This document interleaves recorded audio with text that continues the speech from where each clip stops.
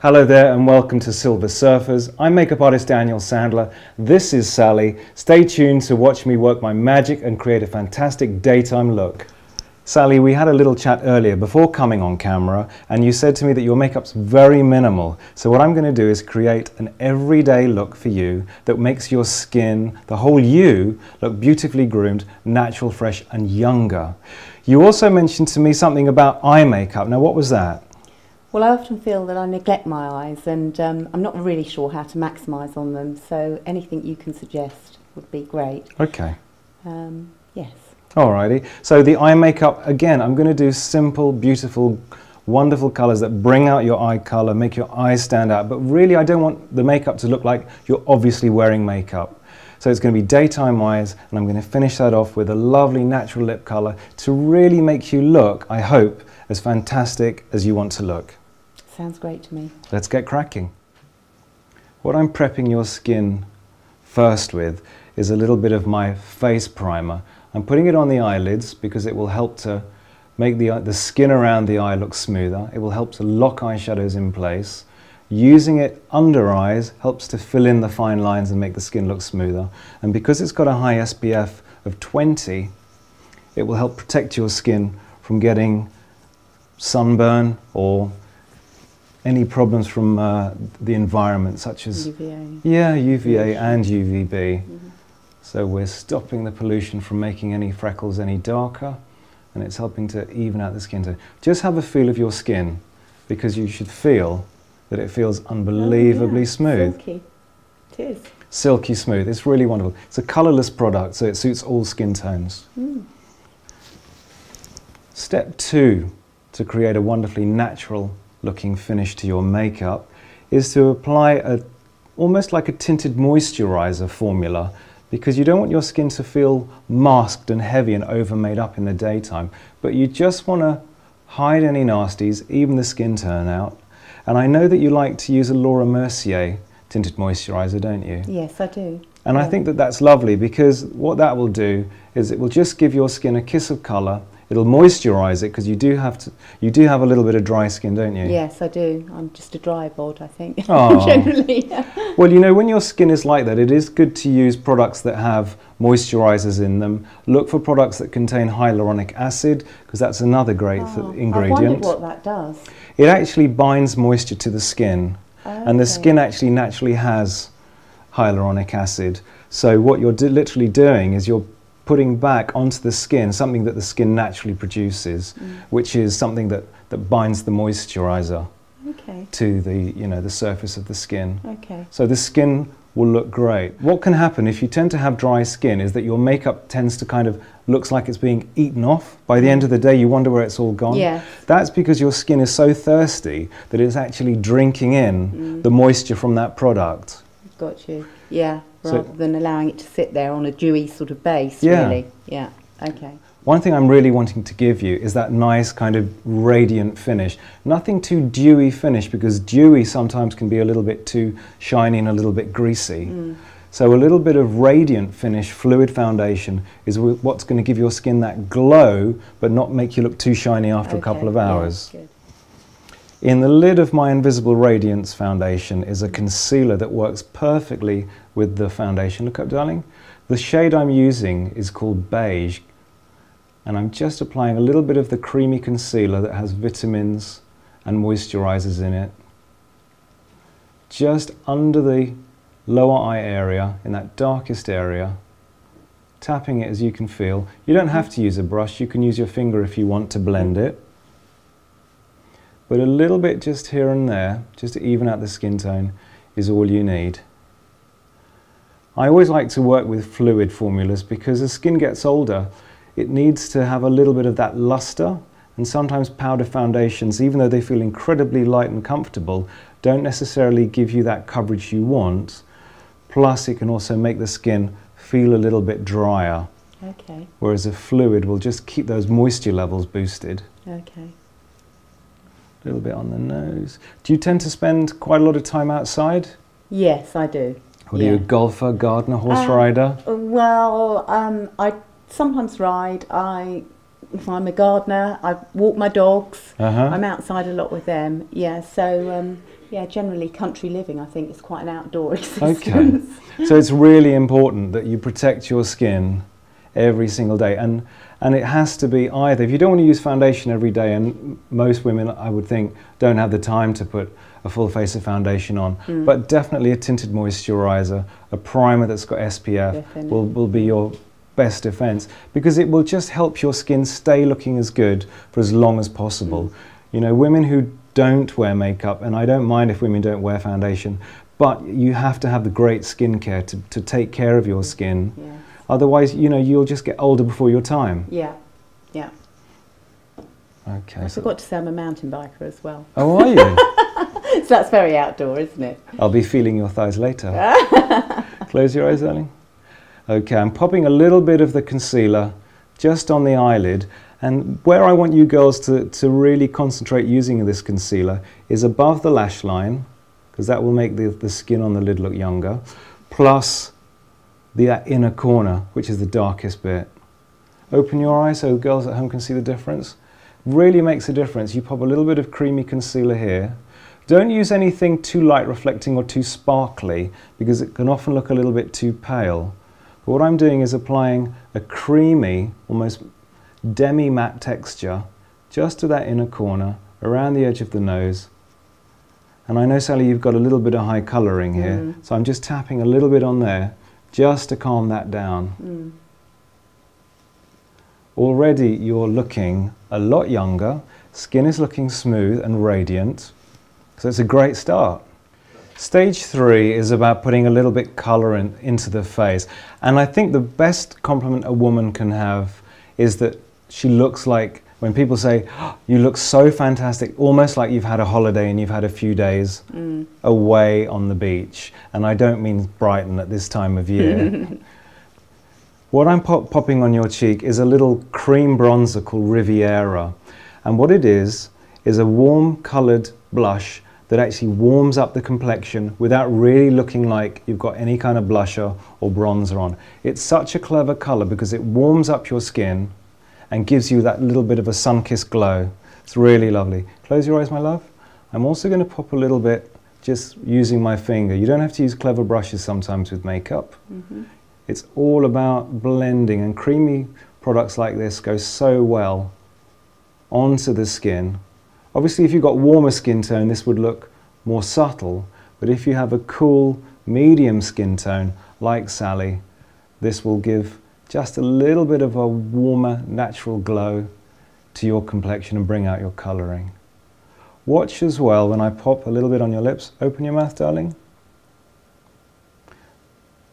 Okay. Just a little bit of colour. Now this again,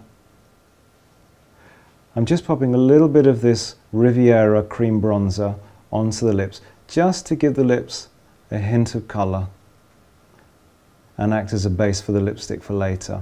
And already I'll start seeing that the look is really coming together. And it's all about peaches and cream, a little bit of bronze. And you can see now Sally's eyes are really popping, and I've hardly done anything to her makeup. This is stage 3 now, and this is all about eyes. You've already got a little bit of the cream bronzer on your eye. Close your eyes, sweetie. But what I'm going to do, simply, a great daytime look is achieved by using a little bit of pencil close to the upper lash line. When you do this yourself, you would look in the mirror with your head back, you'd be looking down slightly, and you'd apply the pencil going backwards and forwards, looking in the mirror, and then going back to fill in any gaps, just so that you create not even anything that really looks like a line, but something that just bulks up the look of your lashes and makes your eyes stand out. Open your eyes for me, sweetie, and look straight at the camera. And the girls at home who are watching this will be able to see that this eye really has quite a lot of definition. But it's so simple. A little bit extra of this pencil. This is my brown velvet waterproof eyeliner pencil. You can even give yourself a tiny little bit of a flick if you want. You see, and that's without mascara or any clever eyeshadow, how the eye stands out. What you can also do, close your eyes, darling, is take a little brush like this. This is my smudger brush. And if you want it to be a little bit more sultry or a little bit less obvious, you just take this brush and you just smudge it going backwards and forwards along the line that you've created. Flick it out a little bit if you fancy. And then you'll get definition, but a wonderful softness. Open your eyes, sweetheart. And this really is enough to make the eyes pop. A little bit of chocolate brown pencil. And the nice thing about this brown pencil is it won't drag on the lid at all. It's really easy to apply, and there's no red in this brown pencil, so your eyes won't look sore. Open your eyes, darling. Fantastic. Look left for me, and down. There we go. I'm literally just filling in the gaps and extending the pencil to that inner eye corner. Just like that. Look the other way, sweetheart. There we go. This is a great trick if you aren't blessed with the best lashes in the world, or perhaps your lashes aren't as thick as they used to be. Let's have a look. Great. One thing you don't want to do is take the pencil line too low, because what that will actually do is it'll make the eyes appear like they're drooping down at the corners. So keep the pencil slightly raised and upwards at that outer edge. That's why this little flick is such a fantastic little trick. Take the same pencil and apply it from the outer corner halfway along the lower lash line. Try and get the pencil as close to the lash line as possible, because then you'll avoid creating a line that's too thick, too heavy, and too obvious looking. All I'm trying to do is just give the eyes a little bit of definition. Don't think that this is too much for the daytime, because I promise you, as soon as you put a little bit of mascara on and I've smudged this pencil, the eyes will look totally lovely and nobody will think you're wearing too much during the daytime. The next stage is to curl the lashes for a good 5 or 6 seconds. I prefer the metal curlers because I feel that you just get a better curl rather than the plastic ones, which just give a little bit of a weak lift. And when you do curl your lashes, make sure that your lashes are absolutely bone dry and clean of any kind of makeup or cleanser. Because Sally's got dark hair, dark lashes, I'm going to put a little bit of mascara on the bottom lashes. If you're a blonde, it's nicer to keep the lashes a little bit more natural looking in the daytime, and I generally avoid putting mascara on lower lashes on blondes or ladies with kind of fair hair or silver grey hair. Look down, sweetie. This is the Baby Jet mascara that gets right to the lash root. It's a glossy black colour, and I'm just giving one nice thin coat, and you'll see the difference when Sally looks to the camera. Just a little bit of that mascara really opens up the eye. If you tend to use a big brush mascara, you'll end up getting quite glamorous, voluminous looking lashes, which isn't always best for daytime. And if you use a nice natural daytime looking mascara like this, it'll make a fantastic contrast at night time when you do use a big voluminous brush and you want to look nice and glamorous. Now you can see that's quite a nice sort of stone beige camel colour. It's a matte shade from this quad, and I'm actually going to be using all those colours on Sally for the next video, which is all about nighttime makeup. So all I'm doing is literally just putting this taupey coloured eyeshadow from my Beyond Sunset eyeshadow quad. I'm applying it with this angled brow brush, and I'm literally just putting it through the hair and creating the shape that I want. This is just a nice daytime groomed look to the brow. I love slightly bushier brows because I think they actually make a woman's face look younger. And if you get a nice arch, it also gives the eye the illusion that it's a little bit lifted. The darker your hair, Sally has naturally got dark hair, but if she had even darker hair, I wouldn't necessarily make the brows too dark because then it could look a little bit too obvious, but I could always mix a little bit of the charcoal brown in there if I wanted to. To finish off the brows, if you tend to have eyebrows that are quite unruly, just take a clear mascara and just push them up into place using a clear mascara or a brow gel.